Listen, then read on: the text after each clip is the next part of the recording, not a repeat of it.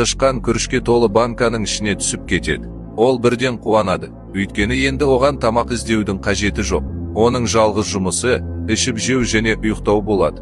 Банканың қақпағы ашық тұрған еді, сондықтан егер ол қаласа, кез келген сәтте шығып кете алады. Бірақ тамақ жетіп артылатын, сондықтан тышқан қалуға шешім қабылдайды. Бірнеше күн тамақтанғаннан кейін күріштің деңгейі төмендей бастап, тышқан банканың түбіне қарай аз-маз түсе бастайды. Бірақ бұл кезде ол жайлы өмірге үйреніп алған еді. Күндер өтіп, күріш таусылуға жақындайды. Бірақ енді сыртқа шығу үшін оған әлдеқайда жоғары секіру керек еді. Ол бір рет әрекеттенеді, тағы да тырысып көреді. Бірақ енді шетіне жете алмайды. Ақырында күріш мүлдем таусылады. Тышқан банканың түбінде тамақсыз және шығатын ешқандай мүмкіндіксіз қалады. Және ақырында аштықтан көз жұмады. Бұл тышқанды құртқан нәрсе жайлылық еді.